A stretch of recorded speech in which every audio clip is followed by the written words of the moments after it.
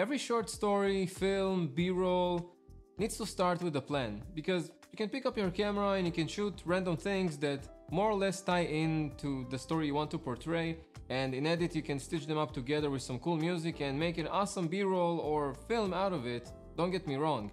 But there's a reason why almost every movie, film out there, the big ones or the small ones, were planned out even before the movie director told the cameraman to pick up his camera.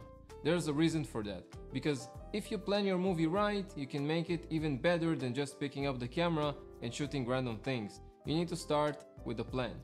And of course it all starts with a story. Story is the backbone of every film, because without a story all you have are random sequences of events that are untied or related to one another. And as a viewer, I wouldn't want to watch it. It won't be interesting to me. And you as a filmmaker wouldn't want to make it, because it'd probably be boring to you as well. We need order in things, and as human beings we strive for story, because a story guides us from the beginning all the way to the end. And it doesn't have to be anything complicated. For example, you can take a coffee B-roll.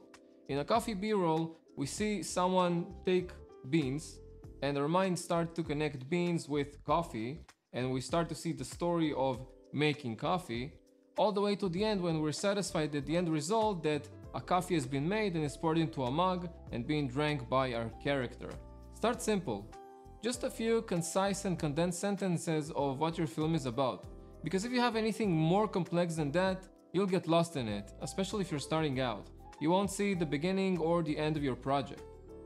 Storytelling is like a muscle. The more you use it, the better you get at it. So keep experimenting and keep learning, because you'll just get better at it with time. As for tools, I would use anything free that just allows you to insert text in it, like Google Docs for example, or any note-taking app. And as you have your story, as you have your backbone, you can start thinking about where it happens. This house for example, or a castle, or a spaceship. And this is where we go into the next part, the scenes. Scenes sound simple, but there's a reason why there are complete Hollywood crews out there just for that. It starts with wardrobe, furniture, props, even lighting. Everything builds up a scene, and you probably have to do most of it alone. You need to take what's in your mind, what that picture is, and place it in reality. You need to organize everything around it. If for example you want to shoot a coffee B-roll, you wouldn't want to do it in your kitchen just as it is right now, unless it's absolutely tidy and you have the right angles. You'll probably want to move things around. You would probably want to put light at a specific location so it would look just like you imagined it to be. First, you need to think about what scenes you have. At my short story, I had the kitchen, the corridor, and the living room. I would suggest building up each scene separately and filming it first. For example, I started with the living room, then I went to the kitchen, and at the end I went to the corridor. And I organized every scene just as I wanted it to be. The hardest thing probably was just organizing everything back. I used my imagination to build everything, but you don't have to. There's a free website called ShotDeck, which is currently in beta, but I had no problem registering, and you can search just about anything there. For example, I searched horror, candlelight, and you can see it drew out some scenes from movies, and you can see what lights they used, and you can take that imagination and root it in reality. It really helps you. I'll use it for sure for my next video. So once you have your scenes, you can start building your shot list. The shot list is the most fun part of filmmaking, but before you pick up that camera and film that scene you worked so hard to build, stop. Plan that as well. For each scene, write down the shot list that is required to portray your story. What focal length, what type of shot, and what camera settings. Filmmaking needs to be automatic because it will take out the frustration of thinking about how to portray your story. Everything was done in the planning phase. Again, you don't have to use any paid apps, just use any note-taking app, or if you're doing anything complex like a YouTube channel for example, I would suggest to use Notion, which is also free.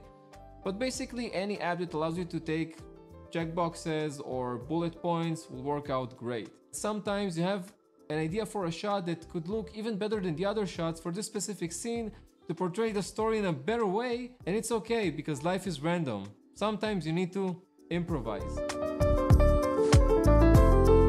improvisation can be good as long as you follow the story and you serve the story that you're trying to tell. Some of the best lines or movie scenes out there were actually improvised. I am Iron Man. You talking to me? You talking to me?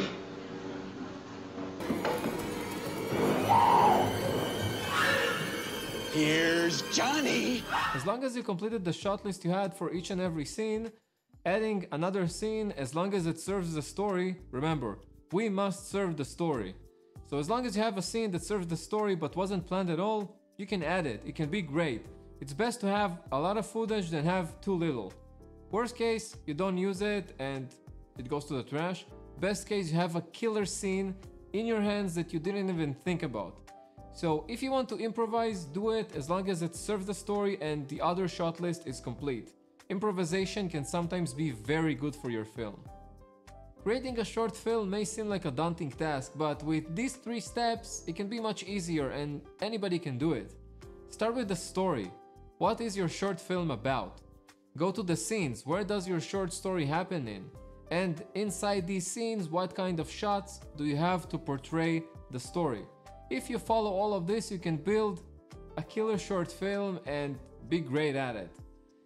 If you like this video, press that like button, make other people see it so they can create awesome short stories or short films as well.